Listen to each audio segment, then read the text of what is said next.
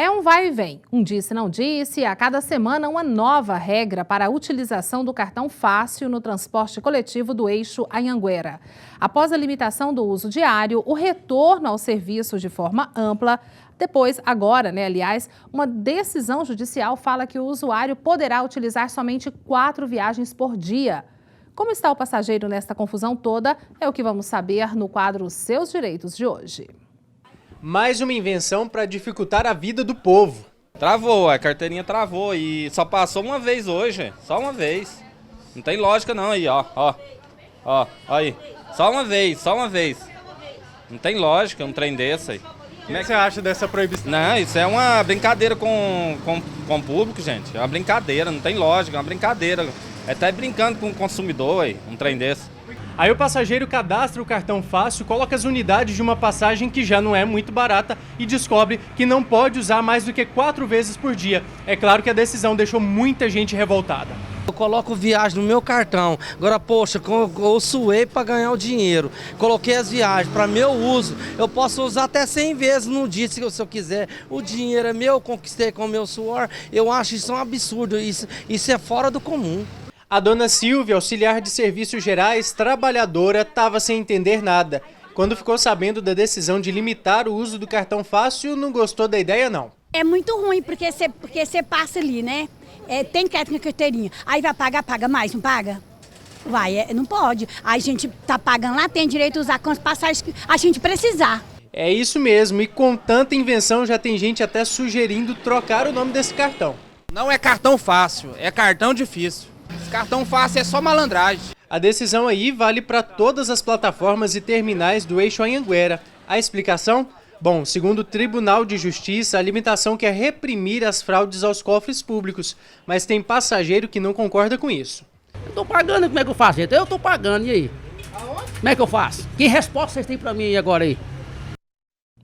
Bom, a gente vai falar sobre essa situação do usuário do transporte coletivo. Está aqui o presidente da Comissão de Direito do Consumidor da OAB Goiás, Rogério Rodrigues Rocha. Oi, Rogério, boa tarde, tudo bem? Boa tarde, tudo bem. Rogério, quantas semanas a gente tem visto isso aí, né? Os consumidores, os usuários reclamando e nada acontece? Uma semana é uma coisa, outra semana é outra. Como é que fica o direito do usuário? Olha, em verdade, o Código de Defesa do Consumidor fez esse ano 25 anos. E essa é uma construção do dia a dia, uma construção diária. Ainda há, por parte dos consumidores, claramente, muito desconhecimento a respeito do que pode e não pode ser feito. Mas também há, por parte do Judiciário, um grande desconhecimento sobre aquilo que o Código prevê e aqueles direitos que o consumidor, certamente, é garantido pelo CDC. Então, o que fazer numa situação como essa? É claro que existe uma decisão judicial que tem que ser cumprida. Não há como descumprir o que foi determinado em segunda instância pelo desembargador. Mas o consumidor precisa saber, sim, que ele tem vários e vários direitos com relação ao transporte coletivo, não é? E é uma relação de consumo. Os problemas que ele enfrenta no dia a dia, com atrasos, furtos, danos, enfim, são problemas que podem também ser levados ao judiciário, em que as pessoas podem individualmente fazer com que o seu direito seja respeitado. Não é? Porque claramente existe uma planilha onde as empresas devem obedecer os horários, obedecer cronogramas, né? Oferecer um serviço de qualidade, eficiência, mas infelizmente, o que não temos nessa realidade do transporte coletivo de Goiânia. Então, o consumidor precisa saber que ele pode acionar o judiciário por isso também. Pois é, de que forma que acontece isso? Porque às vezes a pessoa fala assim, mas eu tô tão sem tempo, mas se não fizer isso vai continuar? De repente juntar um grupo ali e ir até o judiciário, funciona? Isso. A realidade, ela começa a se transformar com a participação de todos. Então, é imprescindível que o consumidor, ao pensar em entrar com uma ação, ele saiba que, ainda que demore o processo, ainda que haja uma certa descrença com o resultado final, ele precisa entrar. E aí sim, o judiciário precisa oferecer uma resposta ao cidadão, se isso é lícito, se isso é legal ou não.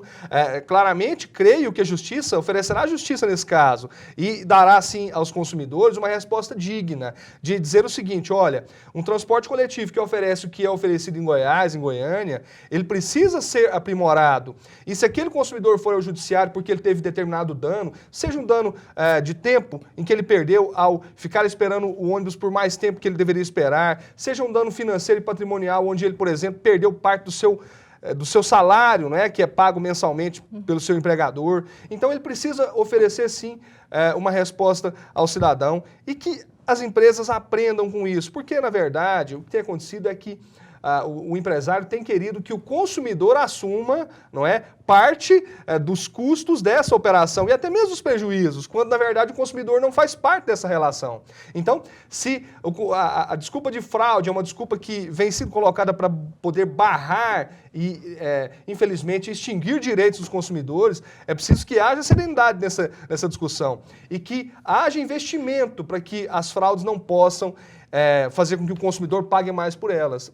Se houvesse investimento, se houver investimento em segurança, por exemplo, biometria, poderia ser implementada biometria facial até, como foi feito em Manaus agora, para tentar minorar esses custos de operação. E esses custos têm e devem ser pagos por quem empreende o ramo comercial, como são as empresas de transporte coletivo, não pelo consumidor. E a gente sabe que ganha muito aí todos os dias. Rogério, explica pra gente, por exemplo, um consumidor, aonde que ele vai no judiciário? Né? Qual meio, qual papel que ele tem que fazer, preencher para entrar com esse processo? Olha, é importante dizer o seguinte, primeiro, o consumidor, o cidadão precisa saber que os seus direitos têm que ser respeitados. E mais do que isso, ele precisa procurar um advogado, procure um profissional da sua confiança.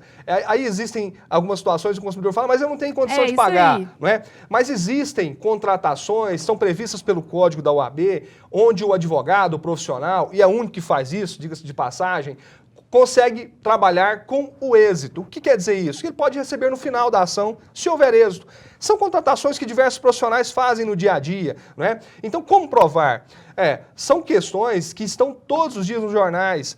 É uma prova muito fácil de ser produzida, mas ainda pode ser feita através de fotos, vídeos, testemunhas, onde as pessoas conseguem comprovar que aquele transporte que tem que ser entregue com segurança, qualidade e eficiência não é porque ele é superlotado, porque ele não oferece segurança, porque o consumidor é furtado lá dentro e porque ele não consegue atender a contento no tempo em que o consumidor espera, não é? Então são situações, ele junte provas de jornais, de revistas, de notícias, testemunhas, fotos, vídeos, enfim, tudo vale para comprovar esse desleixo com o consumidor. E é sempre preciso dizer que essa relação é a relação de consumo e que o consumidor é resguardado por um código. E essa realidade passará a mudar a partir de quando ele fazer seu direito valer. E até acionar o judiciário, para que aí sim o judiciário ofereça uma resposta, não é? E eu, como operador de direito, como pessoa que vive disso no dia a dia, tenho absoluta certeza que o judiciário tem sensibilidade para atender essas questões. Ok, Rogério, muito obrigada por participar. Então, o caminho é esse, é a sociedade pressionar aí o judiciário, que o judiciário vai dar uma resposta. Rogério, muito obrigada. Muito obrigado, em nome da OAB.